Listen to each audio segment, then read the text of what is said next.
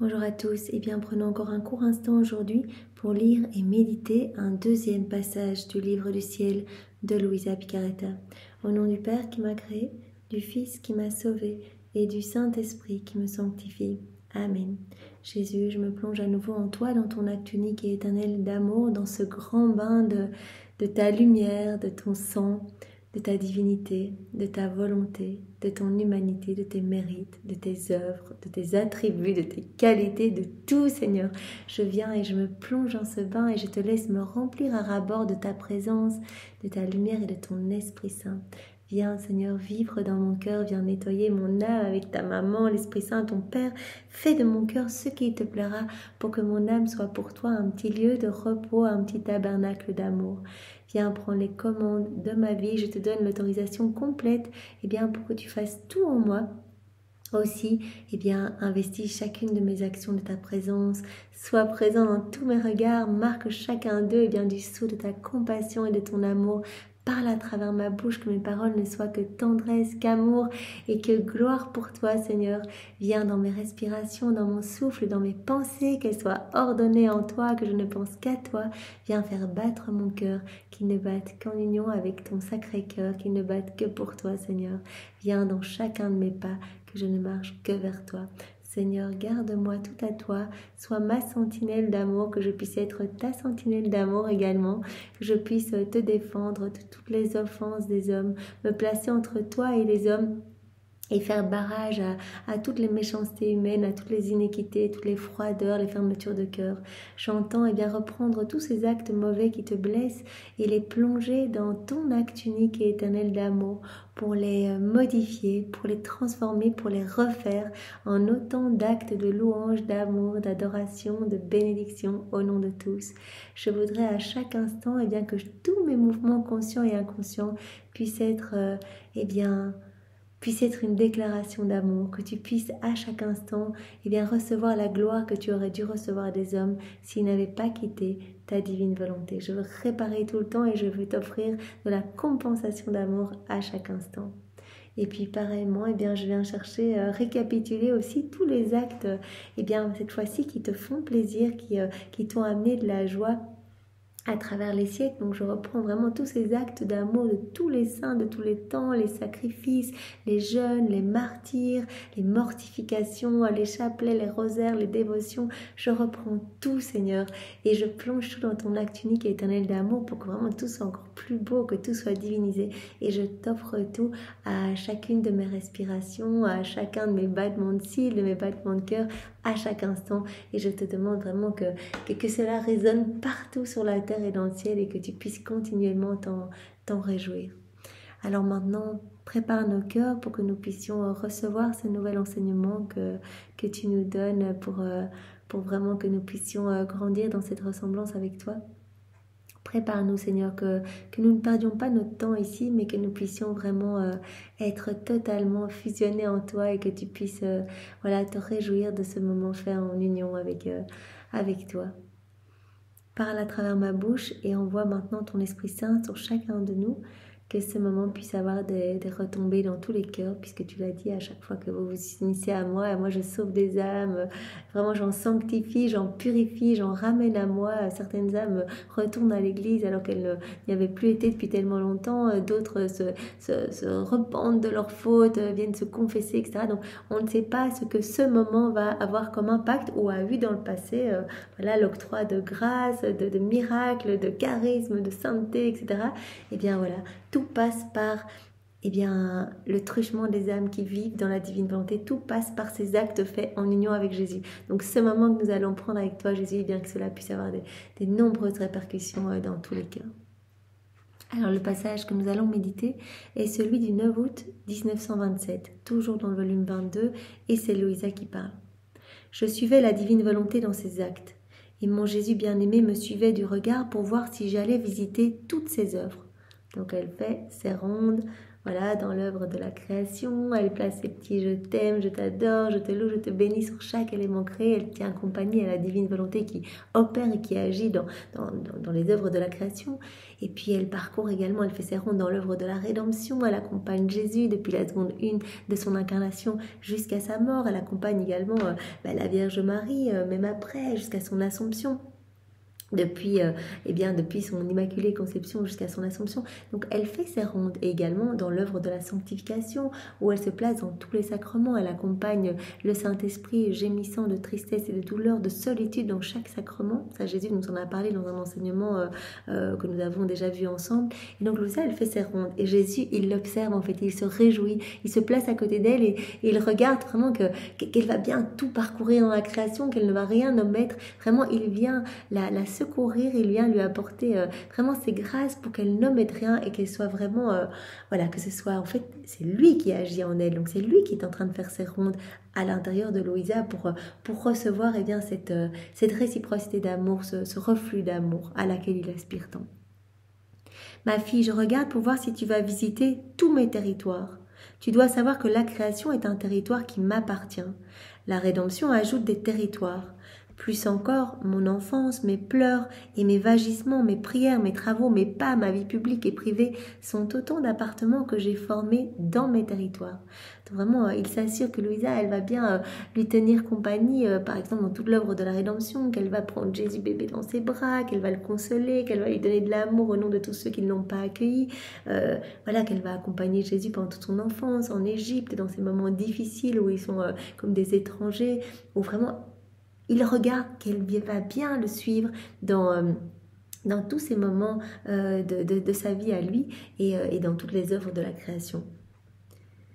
Il n'est pas une seule chose que j'ai faite, ni une seule souffrance endurée qui n'ait servi à étendre les limites des territoires divins afin de pouvoir les donner aux créatures. Jésus dit bien, tout ce que j'ai fait, c'est tout pour être un cadeau pour la créature. Toute l'œuvre de la création, on n'en avait pas besoin, c'est un cadeau vraiment pour manifester notre amour à la créature et qu'elle puisse continuellement s'émerveiller de cet amour et y répondre.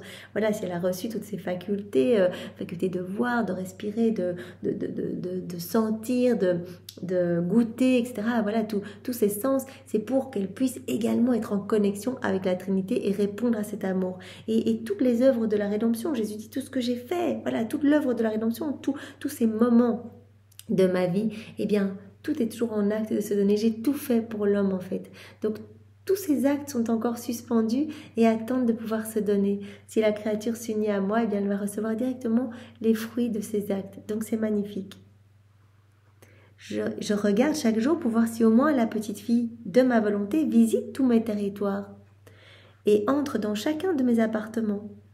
Donc c'est vraiment une image, une métaphore pour nous montrer vraiment combien Jésus se réjouit qu'on vienne faire ses rondes en fait et qu'on vienne visiter ces territoires. Tout lui appartient, tout est pour nous, mais il attend vraiment qu'on puisse vraiment en prendre possession, qu'on puisse s'émerveiller, qu'on puisse lui dire merci, qu'on puisse le louer, etc. Et lorsque je te vois commencer tes rondes pour visiter le soleil, les étoiles, les cieux, la mer et toutes les choses créées, je sens que mes territoires que j'ai formés avec tant d'amour pour en faire don aux créatures ne sont pas abandonnés. Vous imaginez si une âme vit dans sa volonté propre, elle utilise les choses de la création, comme on a dit dans le passage précédent, elle va se servir des fruits pour les manger, elle va se servir du paysage pour proposer sa vue, etc. Mais il n'y aura pas vraiment cette conscience que vraiment c'est Dieu qui est à l'œuvre, c'est sa divine volonté qui est à l'œuvre dans chaque élément créé. Et donc Jésus dit, mais moi à ce moment-là, je me sens totalement abandonnée. Si personne ne vient faire ses rondes, si personne ne vient répondre à mon amour, si personne ne vient tenir compagnie à ma divine volonté, je me sens comme abandonnée.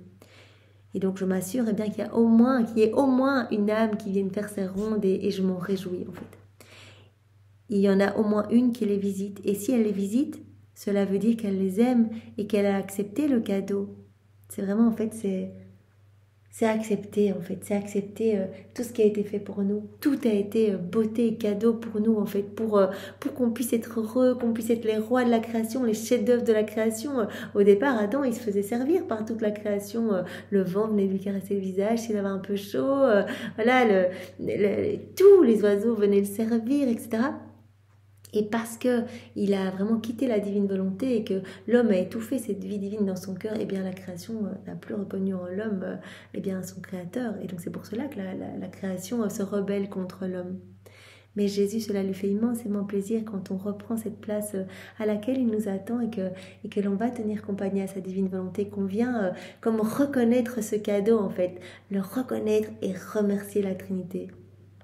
Et j'attends avec impatience que tu continues tes visites à Bethléem, l'endroit où je suis née, pour y visiter mes larmes, mes peines, mes pas, mes travaux, les miracles que j'ai opérés, les sacrements que j'ai institués, ma passion, ma croix, tout en somme. Donc viens aussi m'accompagner dans l'œuvre de la rédemption. Et c'est pour cela que c'est très important de faire son rosaire complet, les 4 chapelets. En fait, à chaque fois, on peut vraiment...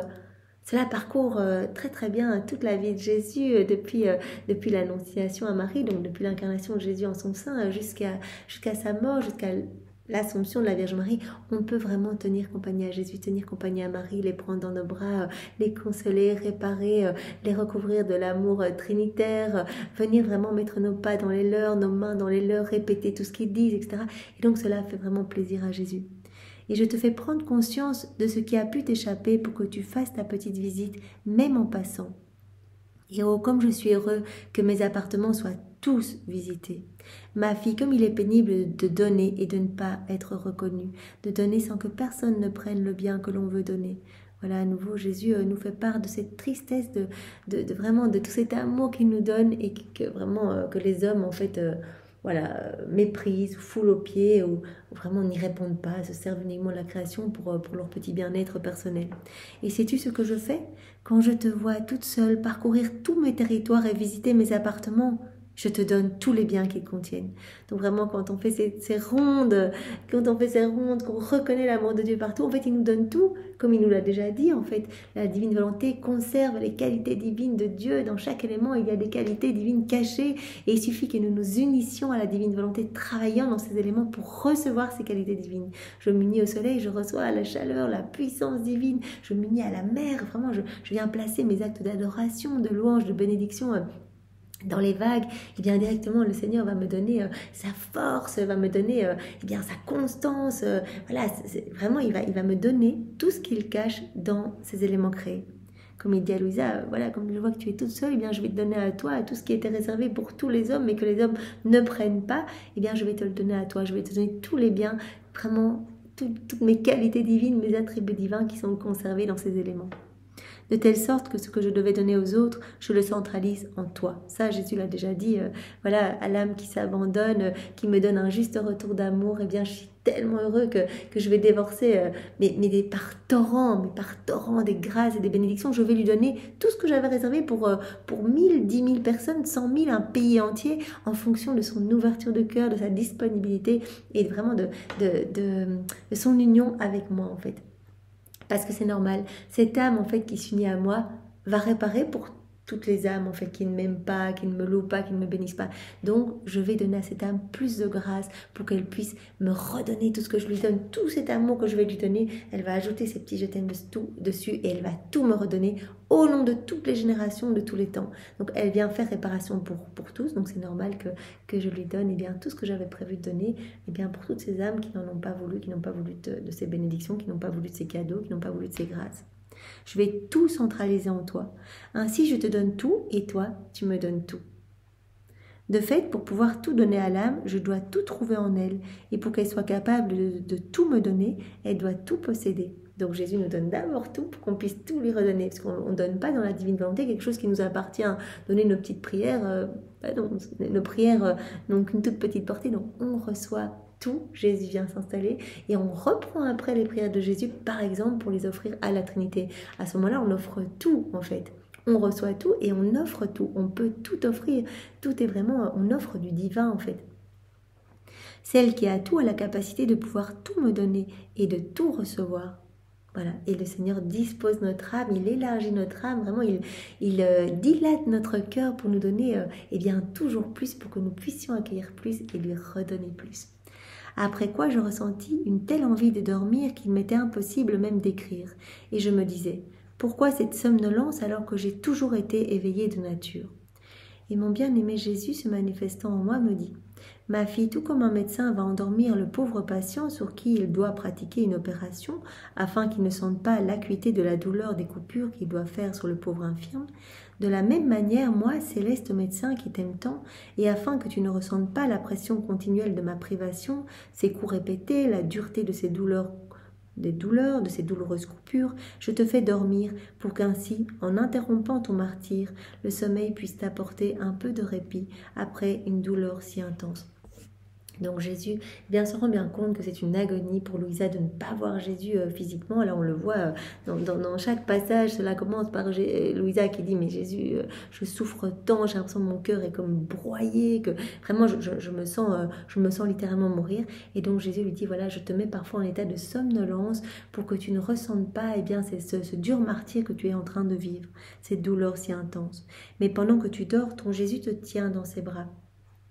Et je continue mon œuvre dans ton âme. De plus, je te fais dormir afin que ma justice, si irritée par les offenses des créatures, puisse suivre son cours et frapper les créatures. Et aussi pour qu'en dormant, tu puisses non seulement la laisser libre de s'exercer, mais que tu n'aies pas à souffrir de voir ses justes coups sur un monde sans gratitude. Donc voilà, comme Jésus l'a déjà dit tant de fois, souvent s'il ne se montre pas à Louisa, une des raisons, c'est que Louisa le désarme en fait. Quand il vient près de Louisa, il entend ses propres prières à lui, il voit sa propre volonté en elle. Donc vraiment, il lui dit: voilà, quand tu me dis ne châtie pas tes propres images, il est touché et donc il dit: mais moi parfois je dois pouvoir exercer ma justice, donc je suis contraint de m'éloigner de toi parce que c'est un juste équilibre divin que parfois mon amour bafoué et réprimé puisse se déverser d'une autre manière sur les hommes, et cela se fera sous forme de châtiment. Si l'amour n'est pas accepté de manière facile, quand je viens toquer à la porte des cœurs et que personne ne veut de mon amour, parfois je dois le sortir d'une autre façon. Cet amour réprimé, cet amour ignoré de tous va sortir en fait sous forme de justice divine. Et donc quand je ne viens pas te voir, c'est pour que tu ne me désarmes pas et que tu ne m'empêches pas d'exercer ma justice sur le monde. Donc je te fais t'endormir pour que tu sois vraiment moins dans ce martyre de ma privation et pour que tu ne m'empêches pas d'agir. Aussi tu pouvais voir avec quelle délicatesse ton Jésus t'embrasse pour que tu ne ressentes pas ses étreintes, avec quelle douceur je t'embrasse pour que tu ne sentes pas le toucher de mes lèvres, et combien doucement je te répète: ma pauvre fille, quel martyre que le tien. Donc Jésus vraiment est touché par la souffrance de Louisa. Et donc il veille en fait sur elle, même si elle est dans ces douleurs, même si elle est dans cette privation ou dans cette somnolence. Jésus est toujours près d'elle et la prend dans ses bras avec une telle délicatesse, il l'embrasse et il compatit à ses douleurs. Il se sert des souffrances de Louisa pour vraiment aller sauver des âmes et vraiment former ce royaume du divin fiat. Quel martyre que le tien, afin que le son de ma voix ne te réveille pas, et combien sans éclat de voix ni mouvement je poursuis l'œuvre du royaume de ma divine volonté dans ton âme. Tu ne dirais plus alors que je ne t'aime plus comme avant, tu me dirais au contraire: oh, combien Jésus m'aime, et s'il fait que je m'endors, c'est afin que je ne souffre pas davantage. Donc Jésus dit: mais vois plutôt mon amour débordant pour toi, où je veille à vraiment apaiser tes souffrances, vraiment à cette agonie que tu ressens, que c'est pour cela que je te mets dans cet état d'endormissement, mais je veille toujours sur toi, et même pendant que tu dors, je continue à élargir les frontières de mon royaume dans ton cœur et dans tous les cœurs. En fait, je m'occupe vraiment de cette formation du royaume avec toi, même quand tu dors, puisque tu dors dans ma divine volonté. Cela est vraiment la même chose pour nous à notre minuscule échelle. Quand nous dormons, Jésus peut s'emparer de notre humanité endormie et vraiment donner du repos aux âmes tourmentées. Il peut aller en rechercher certaines qui dépressives, vraiment les aider à revenir, etc. Donc il continue son travail, et donc vraiment c'est un acte d'amour qui glorifie parfaitement la Trinité, même quand nous dormons dans la divine volonté. Après quoi je suivais la divine volonté, et mon doux Jésus ajouta: ma fille, pour former une plus grande lumière, il faut plus de chaleur. La lumière et la chaleur sont inséparables l'une de l'autre. S'il y a la lumière, il doit y avoir de la chaleur, car la nature de la lumière est chaleur, et la nature de la chaleur est lumière. Donc il y a vraiment ce côté indissociable, elles sont inséparables. La chaleur et la lumière sont inséparables. Cependant, si quelqu'un veut une grande lumière, Il faut beaucoup de chaleur. Ce sont toutes deux des forces équivalentes et c'est ensemble qu'elles forment leur vie. Ce sont vraiment des forces inséparables, lumière et chaleur. Or, celui qui fait ma volonté et vit en elle reçoit la vie de la lumière et de la chaleur de son Créateur. On va recevoir chaleur et lumière. Vraiment, quand on se plonge dans la divine volonté, on va recevoir vraiment, voilà, puisque vraiment Jésus compare souvent sa divine volonté au soleil. Donc il dit, viens te plonger dans le soleil de ma divine volonté. Eh bien, tout va devenir lumière. Tous les actes faits en union avec lui vont être comme des soleils, de la lumière et vraiment de la chaleur va émaner de notre personne. Cette chaleur, cette présence, eh bien cela va toucher les âmes autour de nous, les âmes du passé, les âmes du futur. Donc Jésus opère vraiment un travail à travers nos humanités quand nous nous plongeons dans sa divine volonté. Nous possédons sa chaleur et sa lumière. Il vient faire rayonner tout cela à partir de nos corps, de nos mouvements, de nos paroles, de nos pas, de nos actions. Celui qui fait ma volonté et vit en elle reçoit la vie de la lumière et de la chaleur de son Créateur. Et lorsque l'âme pense à ma divine volonté, elle forme la chaleur. Et en parlant de ma divine volonté, elle ajoute plus de chaleur. Lorsque l'âme agit afin de l'accomplir, elle redouble la chaleur. Donc on y pense, qu'on lise les enseignements de Jésus à Louisa, qu'on les digère, qu'on les comprenne, qu'on les médite, qu'on les mette en pratique. À chaque fois, on rajoute plus de chaleur et plus de lumière dans notre âme. Elle redouble la chaleur. En suivant ses voies, elle multiplie la chaleur. Et la lumière devient plus brillante, plus forte. Elle s'étend et se répand davantage. Ainsi, il n'est pas une partie de son être qui ne répande des rayons de lumière vivifiante. Et plus encore, étant donné qu'elle possède la source de vie de la lumière, qui est mon suprême fiat, donc vraiment l'âme qui vit dans la divine volonté, eh bien elle a cette source en elle, cette source jaillissante, comprenant tous les bienfaits, tous les bonheurs célestes, les joies célestes, etc. Eh bien elle a cette source de lumière en elle, cette source vraiment qui est intarissable, qui ne s'épuise jamais. Donc vraiment à chacun de ces micro-mouvements, l'âme qui vit dans la divine volonté, eh bien va laisser rejaillir cette lumière et cette chaleur. Tu comprendras alors que les créatures possèdent autant de lumière et de chaleur qu'elles ont de contact avec ma volonté. Chaque fois qu'on fait un acte, eh bien, il y a cette lumière qui se déploie de notre humanité, cette chaleur. À chaque fois qu'on fait une ronde, à chaque fois qu'on fait une réparation, à chaque fois qu'on bénit, à chaque fois qu'on lit les écrits du ciel, eh bien, plus de lumière, plus de chaleur qui se déploie de notre personne. Bien sûr, nous n'avons rien à voir là-dedans, nous avons juste donné notre petit oui en disant Jésus, nous faisons cet acte en union avec toi, ou nous méditons en union avec toi, et directement, c'est la lumière même de Dieu vraiment qui rejaillit de notre personne. Tu comprendras alors que les créatures possèdent autant de lumière et de chaleur qu'elles ont de contact avec ma volonté et qu'elles s'efforcent de l'accomplir dans leur action. Et si ce n'est pas le cas, même si on les voit faire le bien, c'est un bien sans vie.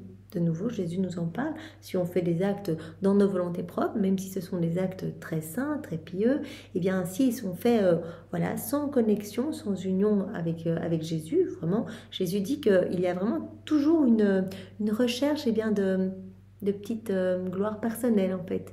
Ils ne sont jamais totalement purs, ces actes, en fait. Il y a toujours quelque chose d'humain dedans. Et donc il dit que ce sont vraiment des biens qui vont avoir une toute petite portée en fait, tandis que des actes faits dans la divine volonté auront une très grande portée universelle.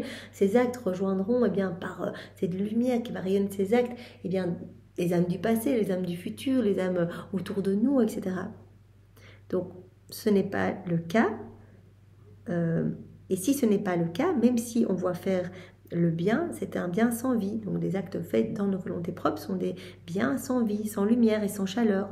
Ce sont des vertus superficielles qui forment une lumière et une chaleur peinte, toute petite lumière qui ressemble plus à une lumière peinte, pas une lumière vibrante et rayonnante, vraiment éclipsant les ténèbres partout.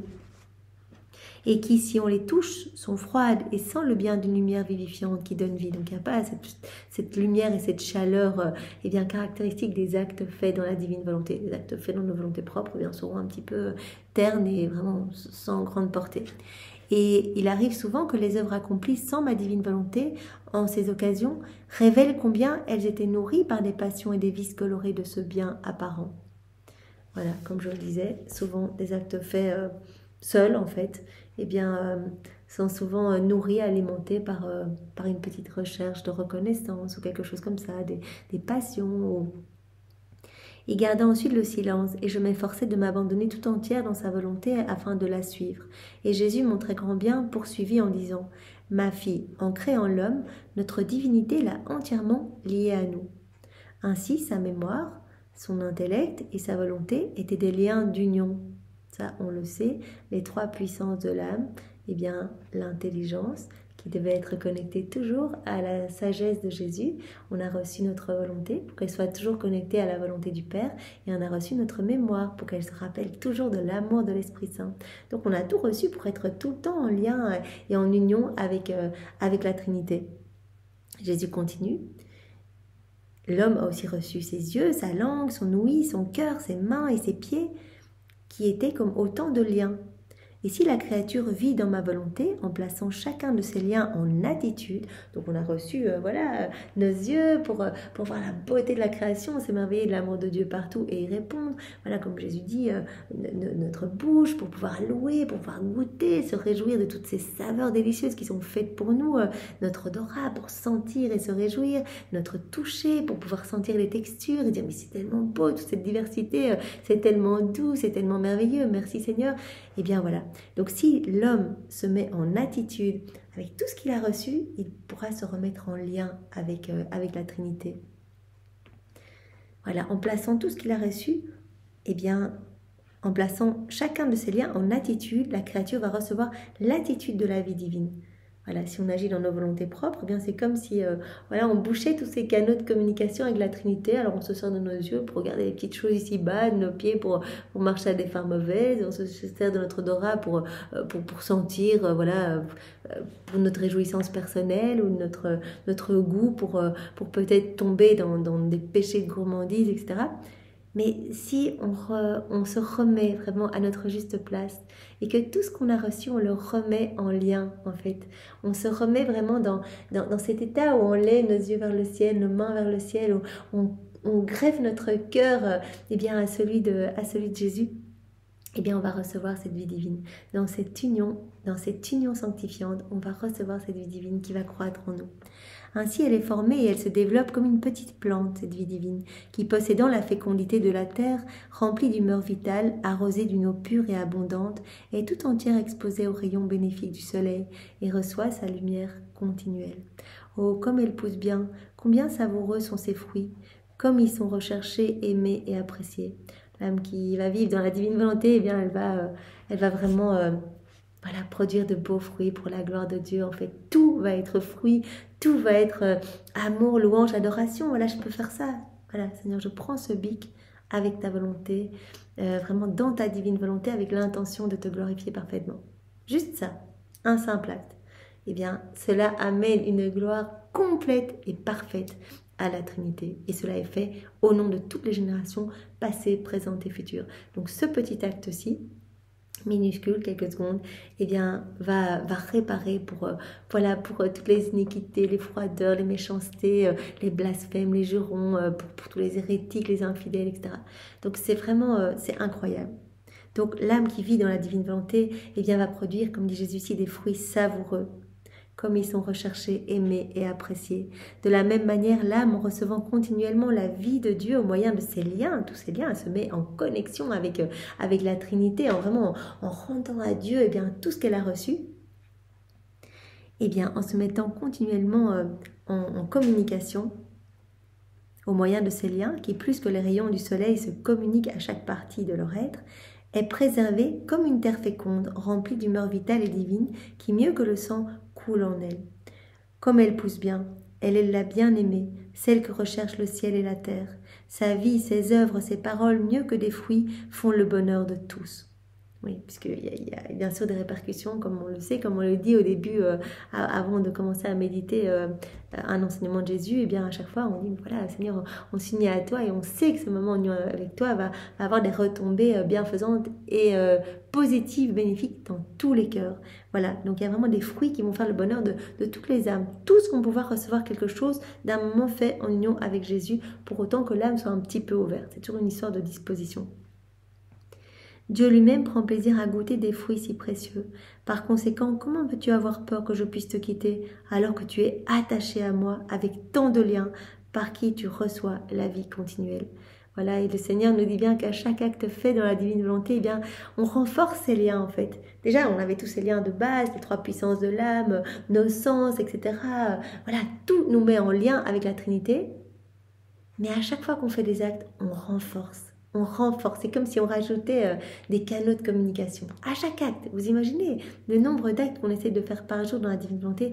Eh bien, cela nous met comme des fils de lumière qui nous raccrochent à la Trinité, vraiment pour que, eh bien, qu'on soit inséparables de la Trinité et que vraiment Jésus puisse continuer sa vie en nous. Eh bien, Seigneur, nous voulons recevoir de toi cette vie continuelle. Nous voulons être des extensions de toi-même. Nous voulons être des échos de la Trinité. Alors fais de nous ce qui te plaira et vraiment que nos vies ne soient pas perdues ici-bas, mais que nous puissions à chaque instant eh bien, te donner de l'amour, de la réparation, de l'honneur et de la gloire au nom de tous. Merci à tous eh bien, d'avoir médité avec moi. Soyez tous bénis. Au nom du Père et du Fils et du Saint-Esprit. Amen. Au revoir. Bon dimanche à tous.